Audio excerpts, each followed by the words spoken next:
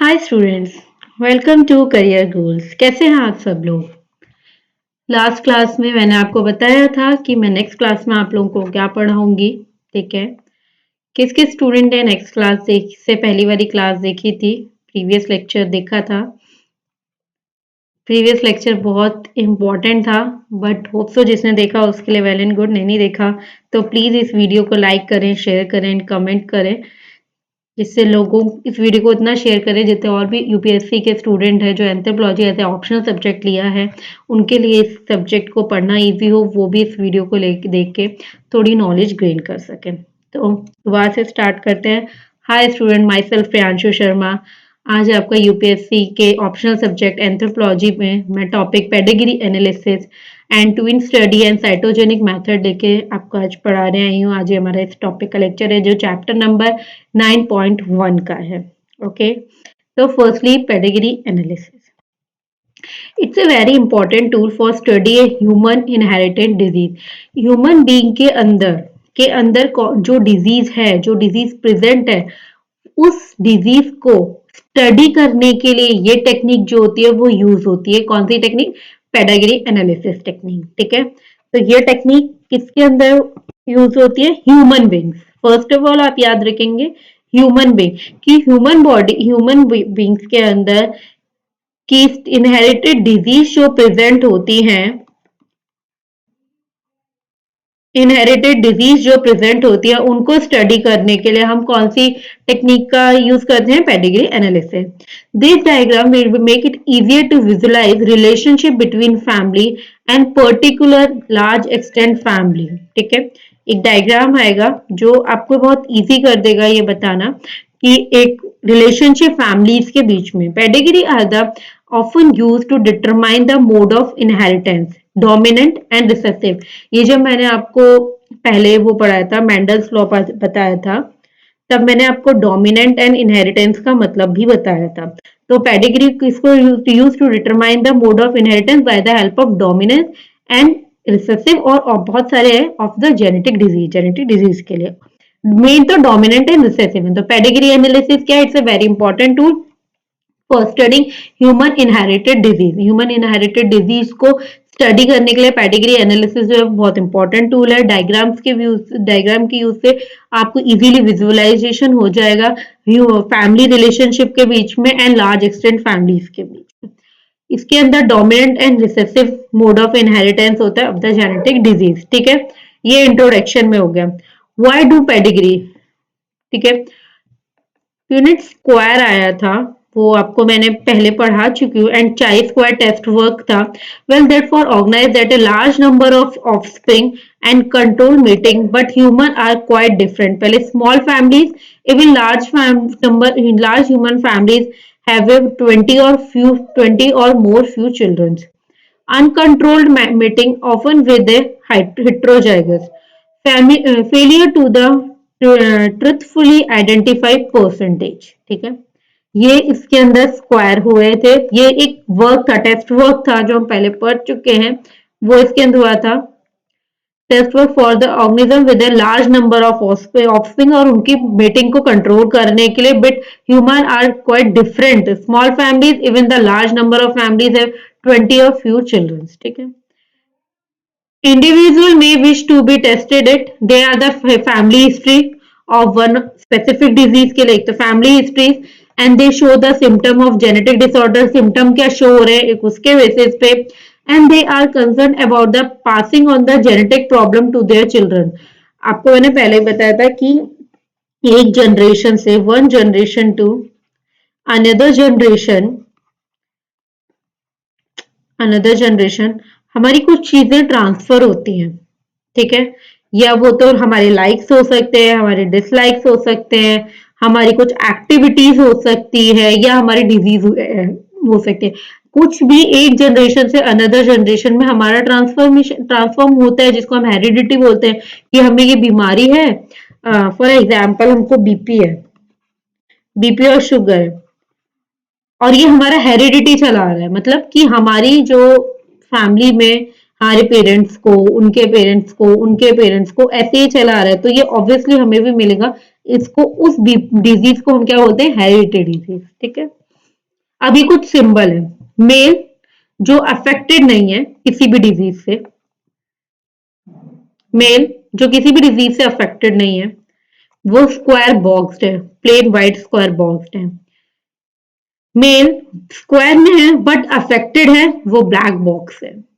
Female unaffected circle, female unaffected females white circle but affected female black circle, unknown sex this and dead जो है वो this.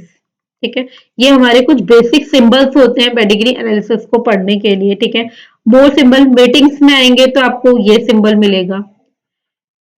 Offspring arrow pointing to the proband, तो आपको ये symbol मिलेगा क्योंकि आपने पढ़ा मेल का ये है, यहाँ पे देखो मेल अनअफेक्टेड ये है, फीमेल अनअफेक्टेड ये है, तो देन ये अफेक्टेड पर्सन।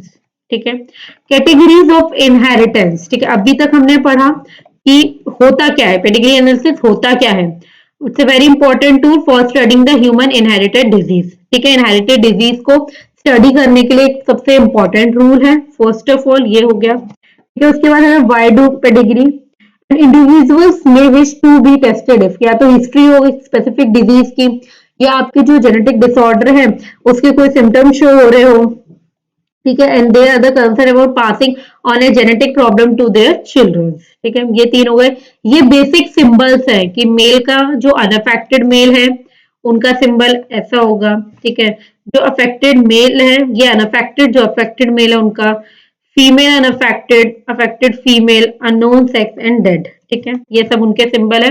और कुछ और सिंबल है मीटिंग के, ये मीटिंग के, फिर offspring arrow points to the proband. ठीक है, कैटेगरी ऑफ इनहेरिटेंस। ठीक है, autosomal means inherited on a chromosome 1 minus 22 while sex linked means inherited on other X or Y chromosome. Disease autosomal recessive, PQA, TILX, dominant, ये सारी disease मैंने I think आपको, ये disease मैंने आपको जब मैंने ये क्रोमोसोम एब्रिविएशन क्रोमोसोम डिसऑर्डर वाला टॉपिक पढ़ाया था तब मैंने आपको बताई थी। X linked in recessive meaning this allele is found only the X chromosome, इसका क्या मीनिंग है कि जो एक्स क्रोमोसोम के अंदर ही, meaning this allele is found only the X chromosome में पाया जाएगा। इट कैन बी मेल हो सकता है या फीमेल हो सकता है, क्योंकि एक्स क्रोमोसोम तो मेल में भी प्रेजेंट है और फीमेल भी में भी प्रेजेंट है, तो ये किसी एक एक्स क्रोमोसोम पे प्रेजेंट होगा, एक्स लिंक्ड रिसेसिव। एग्जाम्पल क्या होगा, कलर ब्लाइंडनेस हो जाएगी, हीमोफीलिया हो जाएगा। ठीक है, फिर x linked dominant meaning this allele is found on x chromosome, ये खाली एक्स क्रोमोसोम पे फाउंड होगा। It can be the female और मेल। ठीक है, डोमिनेंट भी वही है और रिसेसिव भी वही है। only the X chromosome and this allele is found on X chromosome. ठीक है, and Y linked meaning the allele is found on the Y chromosome and can be in males, Y chromosome पे और can be in the males में। अब ये मैंने बताया था ऑटोसोमल। ठीक है, autosomal means inherited on chromosome X minus 1 minus 22 while X sex linked means inherited on either या तो X या और है Y क्रोमोसोम। ठीक है, ऑटोसोमल रिसेसिव पेडिग्री ये रहा।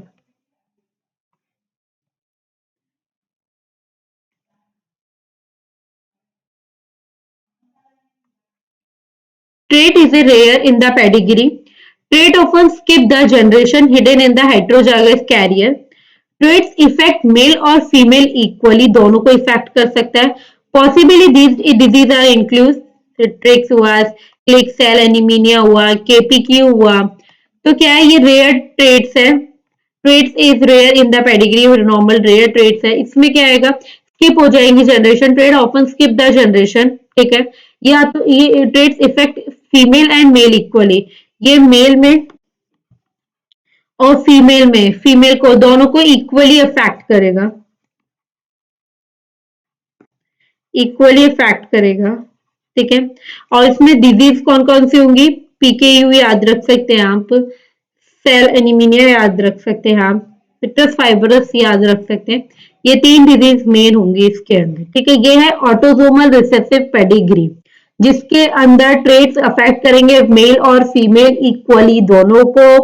Trait is rare in pedigree, ठीक है। Traits often skip the generation, generation में स्किप भी कर सकता है, ठीक है। अब आता है ऑटोसोमल डोमिनेंट पेडिग्री, ठीक है। इसमें देख लेना ये फीमेल है, सर्कल अफेक्टेड है, ये मेल स्क्वायर अफेक्टेड है और ये दोनों अनअफेक्टेड है, ठीक है। तो trait is a common in the pedigree, एक तो सबसे बात पहली बात कॉमन है। Trait is a common in the pedigree, trait is found in every generation, ये हर जनरेशन में आपको मिलेगा। देखो इस जनरेशन में भी इसका पी का F1 जनरेशन आया, इसमें भी ये प्रॉब्लम है, F2 जनरेशन आया, इसमें भी ये प्रॉब्लम है, बट इसने जनरेशन स्किप करी, यहाँ नहीं था। Third first generation, second generation, third fourth generation में हो गया, फिफ्थ जनरेशन में नहीं था। मतलब ये क्या है, स्किप कर देगा generation autosomal recessive pedigree. But जो ऑटोसोमल डोमिनेंट पेडिग्री है, बट वो कभी भी जनरेशन स्किप नहीं करेगा। Trait is a common in the pedigree, trait is found in every generation, हर जनरेशन में आपको ये ट्रेट मिलेगा। Affected individual also transmit the trait to about half of their childrens, ये जितने भी अफेक्टेड पेरेंट्स होंगे या अफेक्टेड इंडिविजुअल है, ये अपने ट्रेट को ट्रांसफर करेंगे हाफ ऑफ देयर चिल्ड्रन, ठीक है। There are a few autosomal dominant human disease, but some rare traits have is a inheritance pattern. For example, skeletal disorder causing the छोटे रह जाते हैं ना कुछ, मतलब कुछ चाइल्ड हो गए, कुछ बेबी बर्थ बट वो छोटे रह गए, तो उनको क्या होते हैं, ऑटोसोमल डोमिनेंट उनके अंदर होता है, मतलब वो उनकी जनरेशन में ही चला आ रहा है। It's a common pedigree, trait is found in every generation, हर जनरेशन मिलेगा। अफेक्टेड इंडिविजुअल जो इस ट्रेट को ट्रांसफर करेगा to about half of their sorry children, and they are the few autosomal dominant human diseases, ठीक है। अब आते हैं एक्स लिंक्ड रिसेसिव पेडिग्री, ये रेयर पेडिग्री है, जैसे अपना ऑटोसोमल रिसेसिव पेडिग्री थी ये भी रेयर था, बट ये एक्स लिंक्ड रिसेसिव पेडिग्री जो है ये trait is a rare in the pedigree. Skip the generation, ये भी जनरेशन स्किप करेगा। Affected father do not pass their son, जो अफेक्टेड फादर है वो ये डिजीज या ये प्रॉब्लम या ये पेडिग्री जो है वो अपने सन को ट्रांसफर नहीं करेंगे, ठीक है। ये याद रखना, do not pass to their son, वो अपने सन को ट्रांसफर नहीं करेंगे। Males are more often affected than females and females are the carrier, carrier क्या है वो फीमेल्स क्या है, कैरियर से pass from mom to son, कैसे पास होगा, मॉम से सन में पास होगा। तो ये क्या है, ये भी एक रेयर पेडिग्री है। स्किप जनरेशन, ये भी जनरेशन स्किप करते हैं। अफेक्टेड फादर जो है वो पास नहीं करेंगे, do not pass to their son. Male are more often affected than female, और फीमेल क्या है वो कैरियर है, वो पास करेंगी मॉम टू सन, ओके। इन्होंने भी जनरेशन स्किप करी, इस जनरेशन में कुछ नहीं हुआ, फिर इस जनरेशन में हुआ, फिर जनरेशन में कुछ नहीं हुआ, ठीक है। अब आता है x linked dominant pedigree, common in, पहली बात तो कॉमन, मोस्टली तो रेयर है या कॉमन है। तो रेयर क्या था, ऑटोसोमल रेयर था, ऑटोसोमल रिसेसिव रेयर था, ऑटोसोमल डोमिनेंट जो है वो कॉमन है, ठीक है। एक्स लिंक्ड रिसेसिव जो है वो रेयर है और एक्स लिंक्ड डोमिनेंट जो है वो कॉमन है।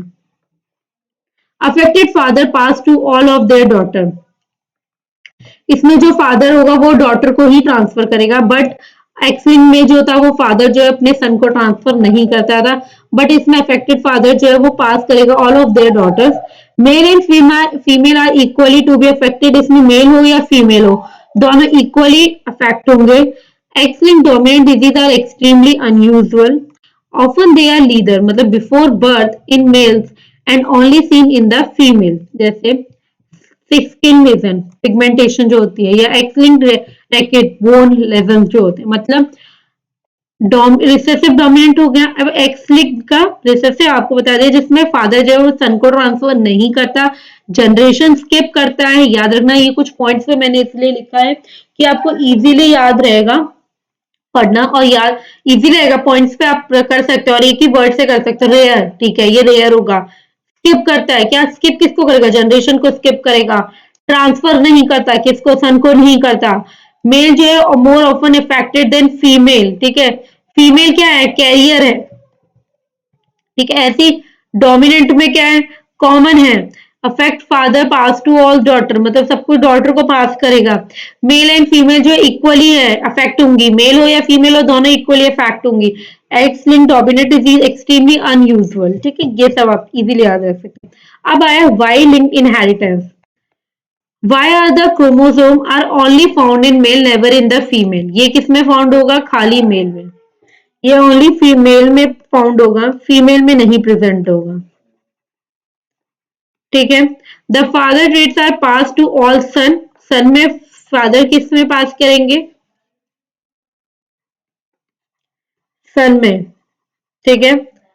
Dominance is irrelevant, there is only one copy of each Y linked genes, hemizygous, ठीक है, ये Y का है। माइट्रोकॉन्ड्रियल जी, mitochondria are only inherited from the mother, किससे इनहेरिट होता है, मदर से। If a female has a mitochondrial trait, all of their offspring inherited, तो फिर जितने भी ऑफस्प्रिंग होंगे वो सेम यही होंगे। If a male is a has a mitochondrial trait, none of the offspring inherited, मतलब अगर फीमेल है आपकी माइटोकॉन्ड्रियल ट्रेट की, तो जितने भी आपके ऑफस्प्रिंग हैं वो इसको इनहेरिट करेंगे। बट अगर मेल माइटोकॉन्ड्रियल ट्रेट का है तो वो अपने ऑफस्प्रिंग में ये चीज जो है वो इनहेरिट नहीं करेगा। ये चीज आप हमेशा याद रखना, इसलिए मैंने पहले बोला था mitochondria are only inherit from the mother, ठीक है। क्योंकि जो मेल में आएगा, मेल माइटोकॉन्ड्रियल में, उससे आपको ऑफस्प्रिंग में कुछ भी इनहेरिट नहीं होगा, ठीक है। लार्ज पेडिग्रीज, ठीक है। We are now going to look at a detailed analysis of dominant and recessive pedigree. To simplify things, we are going to only use the two types of steps. Determine in inheritance type and determine the genotype for various individuals. या determine the probability of the affected offspring between members of two members of chart. ये भी आप easily कर सकते हैं। आप affected offsprings का determination भी इजीली कर सकते हैं, देन उसकी प्रोबेबिलिटी भी फाइंड कर सकते हैं लार्ज पेडिग्री। अब डोमिनेंट एंड रिसेसिव क्या, if two affected pupils have a unaffected child, it must be the dominant, ठीक है। दो अफेक्टेड पीपल थे बट उनके अनअफेक्टेड चाइल्ड, तो मतलब वो क्या है, डोमिनेंट है। D is a dominant muted allele and small d is a recessive violent type of allele, ठीक है। जो कैपिटल D है, it's a dominant mutant and small d is a recessive wild type, ठीक है। if two unaffected people have a affected child, it is a recessive। दो unaffected people हैं but उनके children में कोई भी XYZ जो डिजीज है, XYZ कोई भी सिम्टम है वो शो हो रहा है, तो मतलब ये क्या है, रिसेसिव है। इसमें क्या था, पेरेंट अफेक्टेड है बट जो चिल्ड्रन थे वो अनअफेक्टेड है, उन्हें कोई भी सिम्टम शो नहीं है, कोई भी डिजीज नहीं, कुछ भी, मतलब वो अपने पेरेंट्स से डिफरेंट है, तो वो क्या था, डोमिनेंट पेडिग्री। तो ये क्या है, रिसेसिव पेडिग्री है। R is a dominant wild type allele and small r is a recessive mute allele. Both parents are small, capital R, small r, and are the affected children is capital R, capital R. So small r, small. Sorry. If every affected person has a affected parent, it is a dominant pedigree. Okay, affected person का affected parent है, तो हम उसको क्या बोलेंगे, dominant pedigree. अब आते हैं, ये हमारा खत्म हुआ पेडिग्री का टॉपिक। इजीली आई थिंक सबको समझ में आ गया होगा पेडिग्री एनालिसिस क्या है, एक टूल है इनहेरिटेड डिजीज को फाइंड आउट करने के लिए। ये बहुत इजी है, ठीक है। Individual may wish to be tested if, ये तीन चीजें हैं। सिंबल्स बताए हैं कि मेल जो अनअफेक्टेड होगा वो व्हाइट होगा, अफेक्टेड होगा वो ब्लैक होगा, सॉरी, ठीक है, ये सब है। मोर सिंबल्स मेटिंग है, ये सब मेटिंग ऑफस्प्रिंग का जो भी है। फिर कैटेगरीज ऑफ इनहेरिटेंस, इनहेरिटेंस की कैटेगरीज भी ऑटोसोमल है, रिसेसिव है, ये ऑटोसोमल डोमिनेंट है, एक्स लिंक्ड रिसेसिव है, एक्स लिंक्ड डोमिनेंट है, वाई लिंक्ड है, ठीक है, ये सब है। ये मैंने आपको बता दिया कि ऑटोसोमल क्या है और ऑटोसोमल रिसेसिव की क्या डेफिनेशन है, ना एक्स लिंक्ड में क्या प्रॉब्लम्स है। उसके बाद इनके सबके अपने अलग अलग मैंने आपको बता दिए, ठीक है। अब आते हैं हम सीधा ट्विन स्टडी पे, ट्विन स्टडी, ठीक है। अब हम पढ़ेंगे ट्विन स्टडी। वैसे भी आज हम 3 टॉपिक खत्म कवर करेंगे। एक तो है कर दिया हमने पेडिग्री, ठीक है। दूसरा ट्विन एंड तीसरा आएगा आपका साइटोजेनेटिक्स, ठीक है।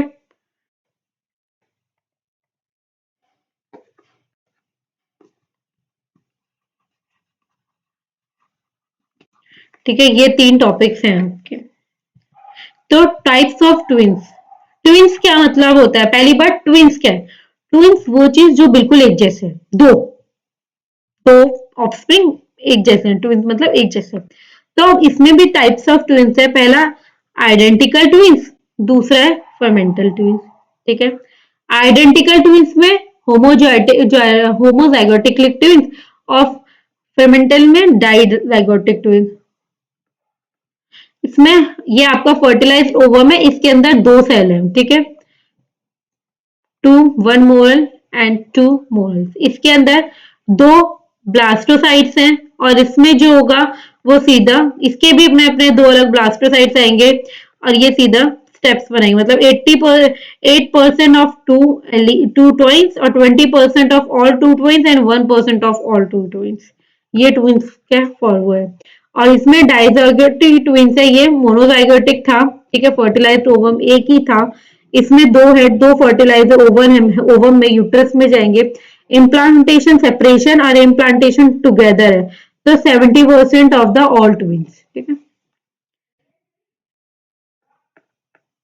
Twin study. Twin study reveals the absolute and relative importance of environment and genetic influence of an individual in a sample. Twin research is considered a key tool in the behavior, genetics, and a content fields, from biological to psychology. Twin study are part of the method used in the behavior genetics, which includes all the data. They are a genetically informative sibling pedigree data, ये सब क्या है? Twins क्या है? ये reveal the absolute and relatively importance of environment and genetic influence, ठीक है। Research में क्या आया कि ट्विंस की tool is a behaviour genetic and it's content field from the biology, ठीक है। It's A part of a method which is used in the behavior genetics, which include the data and the genetic information. Classic twins study. The classic twin study design reveal on the studying twins raised in the same environment condition. It compared the similarity of individual fermental twins and identical twins share all their genes. ये सारे genes को share करते हैं, where fermental twins share only the 50% of them. कितना percent? ये 50% share करते हैं. If a researcher compare the similarity between the set of identical to the similarity between of the parental twins of a particular trait, they access likeness between the individual twins should be due to the genes rather their environment. ठीक है, ये इनके researcher ने compare किया था दोनों twins के में, और ये दोनों ट्विंस कौन है? ये identical, this one and this one, इन दोनों ट्विंस के कंपैरिजन में इन्होंने एक स्टडी फॉर्म की थी। The twin study compare the rate of individual twins the mental, ये आप होमोजाइगोटली इंटेलिजेंस है, रेट ऑफ होमोसेक्सुअलिटी का है, ठीक है, ये सब आप पढ़ सकते हैं। Because identical twins are genetically virtually identical, बिल्कुल आइडेंटिकल है, एक जैसे हैं। It follow at a genetic pattern carried by would be very likely also carried by to the other, ये बिल्कुल सिमिलर होते हैं। इसका इन शॉर्ट ये, if a characteristic identified in a one twin is caused by the certain genes, if they would also very likely to be present in the another twins. जो चीज एक twins में वो दूसरे ट्विंस में भी present होगी, उसके कैरेक्टरिस्टिक्स सब उसमें एक जैसे होंगे। The rate of the characteristic helps suggest whether or what extent of the characteristic related to the genetics. Assumptions in that design, random mating, environment, देखो एक रैंडम मेटिंग हो गया, एक एनवायरमेंट हो गया, दूसरा जीन इंडिविजुअल इंटरेक्शन हो गया. Twin study typically assume that Twin study typically assume that the gene and environment have only separate and distinct contribution to the trait and genetic mechanism. Twin study in the general assume that only one type of genetic mechanism, usually addictive, it is operating for a particular trait. Trait can be inherited through different genetic mechanisms.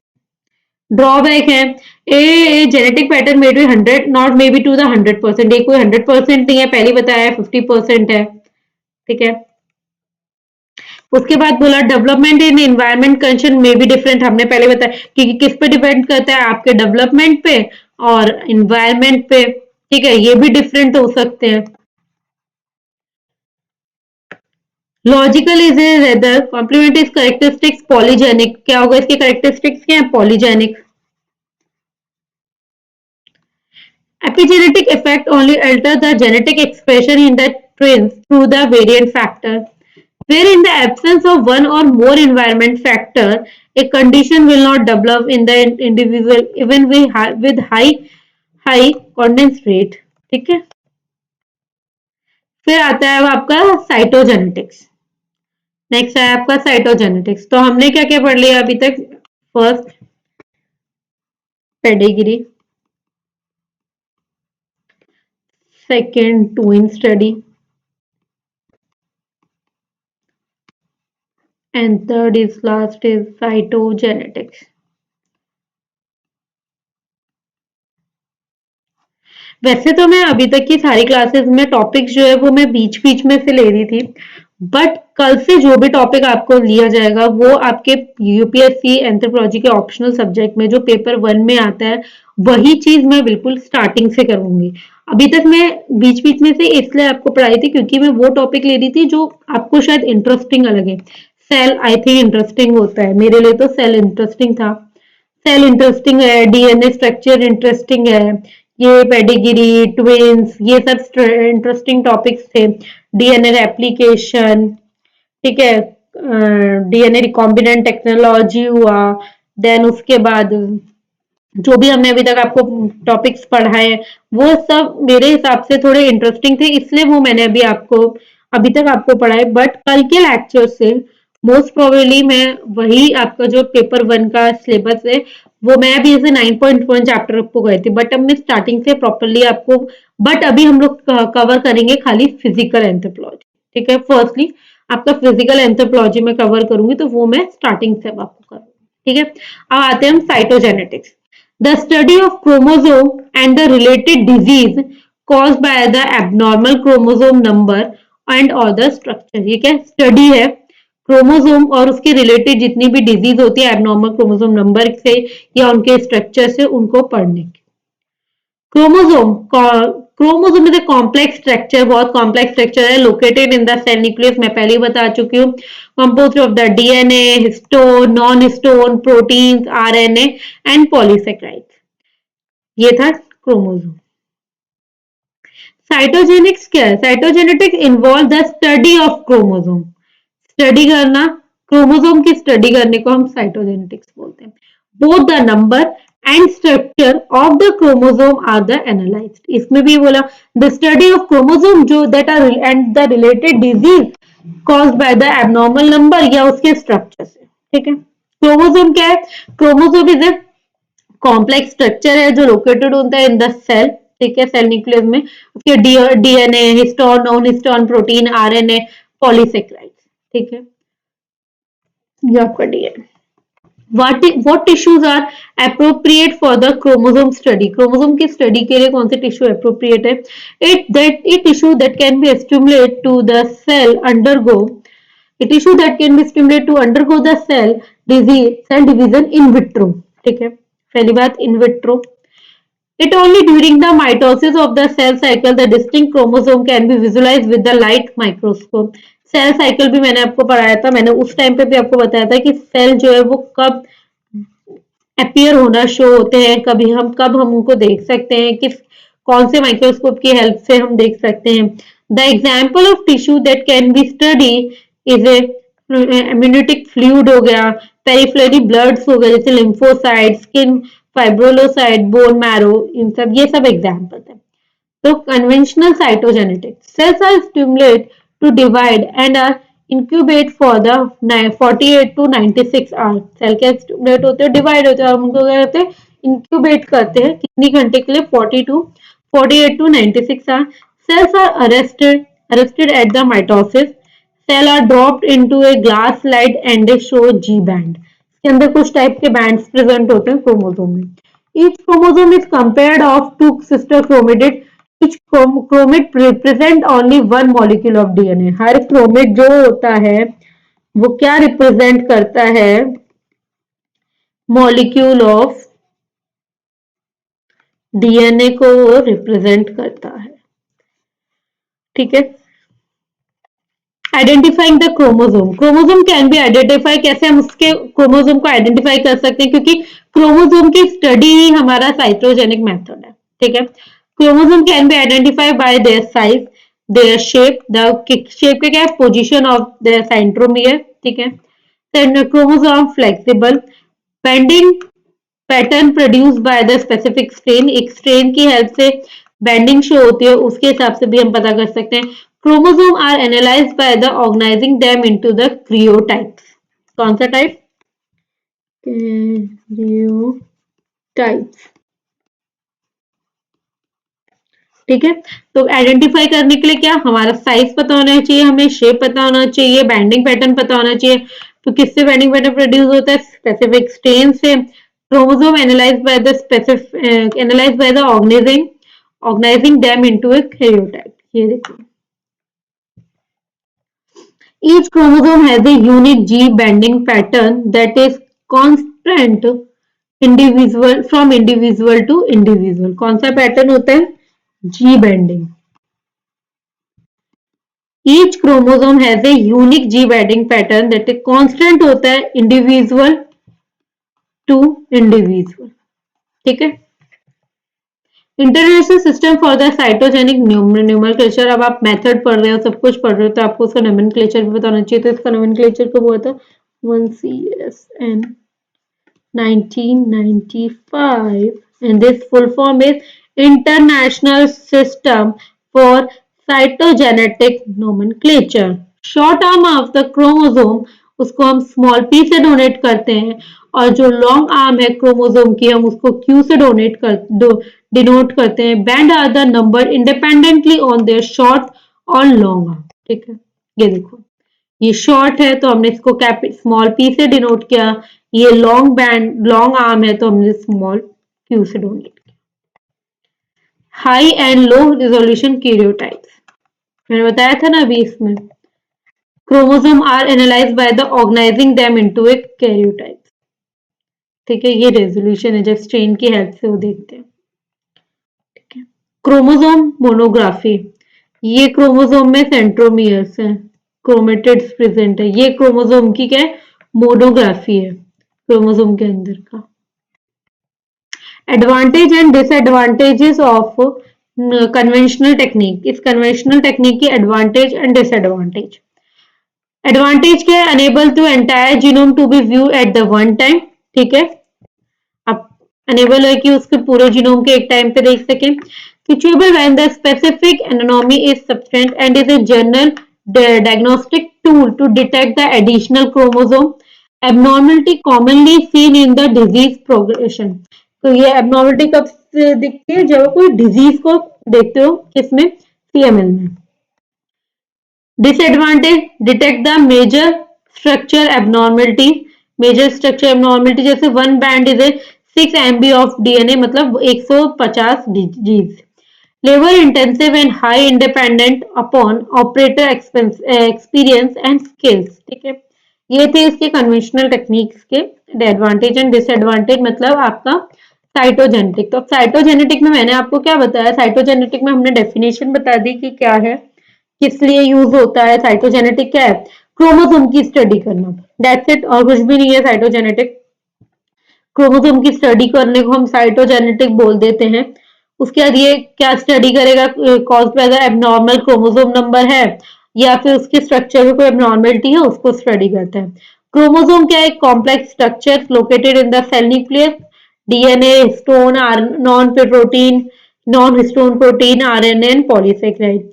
ये involve होते हैं chromosome की study में। Both structure and number of the chromosome जो है उनको analyse करते हैं। टिश्यू कौन से अप्रोप्रिएट है? What tissue are appropriate for chromosome study के लिए?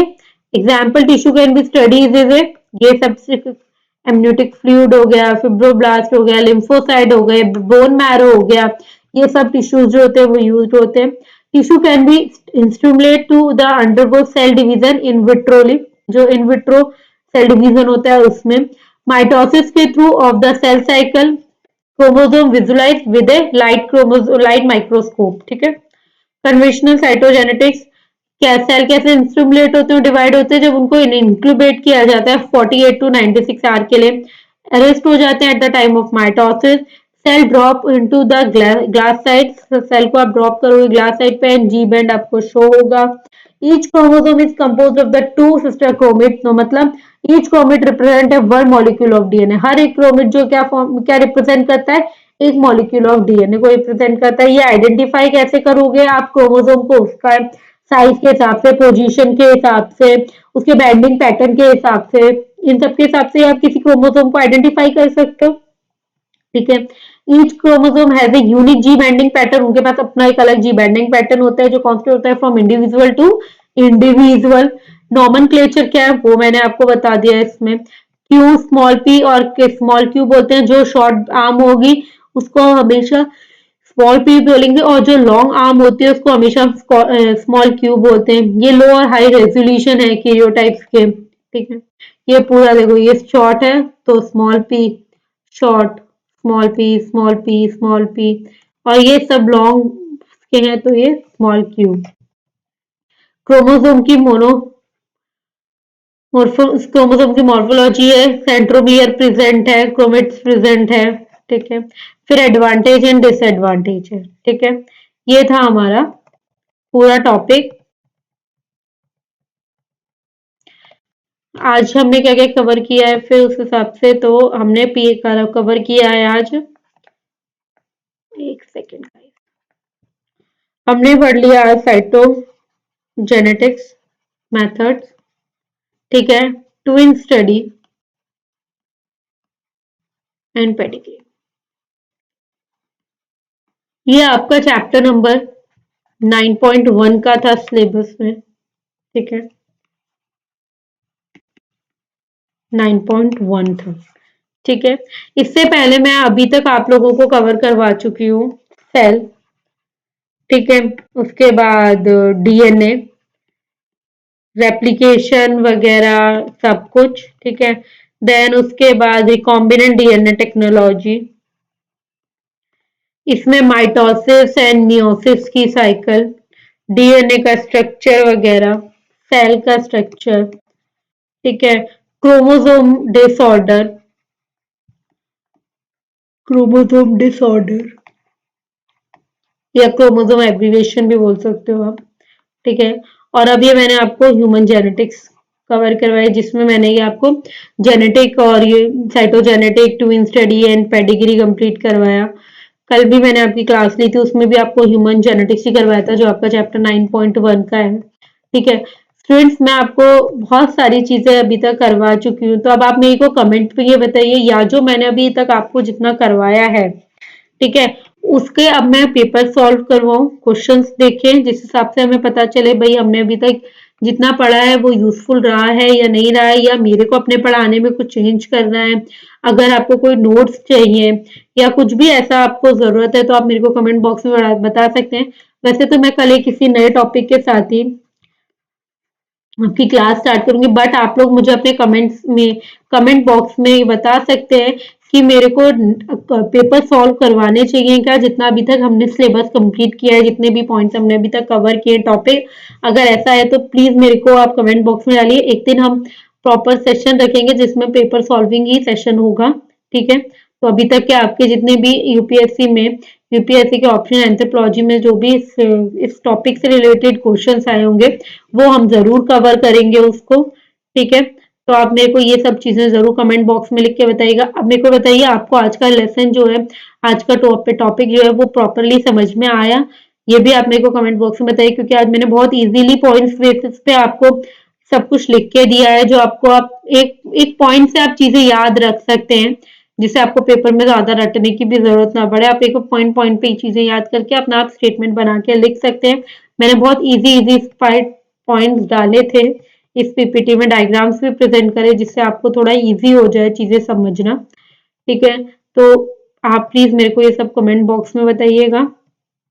ठीक है, ट्विन स्टडी भी बहुत इजी है, बट हाँ एक चीज और, ट्विन स्टडी में ये टाइप ऑफ ट्विन जरूर, ये पूरी जो फोटो है इसको जरूर याद रखना, ये फ्लो चार्ट जरूर याद कर लेना, ये बहुत इंपॉर्टेंट है। क्योंकि अगर आपका ट्विन स्टडी पे क्वेश्चन आता है और आप स्टार्टिंग में एक ये प्रॉपर फ्लो चार्ट बना देते हैं तो आपके लिए भी थोड़ा इजी रहेगा और एग्जामिनर को भी इजी रहेगा कि हाँ भाई स्टूडेंट को जो है इतना पता है, तो मतलब उसने थ्योरी तो बिल्कुल सही लिखी होगी। क्योंकि अगर आपको अपने डायग्राम के बारे में या किसी फ्लो चार्ट के बारे में, किसी भी ऐसी चीज के लिए जो थ्योरी से थोड़ा अलग है, अगर आप प्रॉपरली उसको बनाते हैं करते हैं, तो एग्जामिनर को एक वो हो जाता है कि हाँ भाई इसको प्रॉपरली चीजें आती है तभी इसने फ्लो चार्ट बनाए।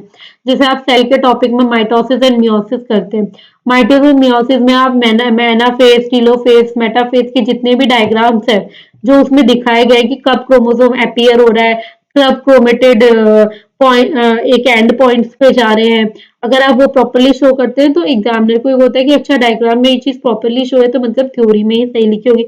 तो प्लीज जितने डायग्राम मैं आपको पीपीटी में शो करती हूँ उसको प्लीज एक बार आप लोग देख लीजिएगा, ये उसको भी अपने नोट्स में डाल लिए जिससे आपको इजी रहेगा आंसर लिखना। ठीक है, ट्विन स्टडी का क्लासिक ट्विन स्टडी ये सब मैंने आपको एजम्पशन क्या है, ड्रॉबैक क्या है, मैंने सब आपको बता दिया। साइटोजेनिक हो गया। तो प्लीज गाइज मैं जितना इस सब पढ़ाने के बाद एक्स्ट्रा बोलती हूँ उस पर थोड़ा ध्यान दीजिए, इस वीडियो को लाइक कीजिए, शेयर कीजिए अपने फ्रेंड्स वगैरह के साथ जो भी इसके लिए यूजफुल है।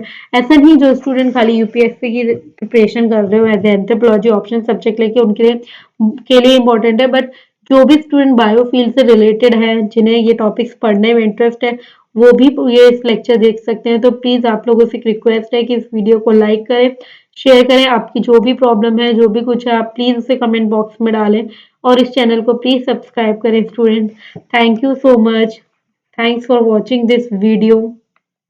आई होप मेरी इस वीडियो को देख के आपको कुछ समझ में आता होगा टॉपिक के बारे में, और मैं आपसे रिक्वेस्ट करती हूँ कि जितना हो सके इस वीडियो को आगे लाइक करें एंड शेयर करें जिससे और स्टूडेंट्स की भी हेल्प हो सके, और आपको अगर कुछ चेंज भी चाहिए इसमें तो प्लीज मेरे को बता दीजिए, मैं प्रॉपरली चेंज कर दूंगी। Thank you guys, bye.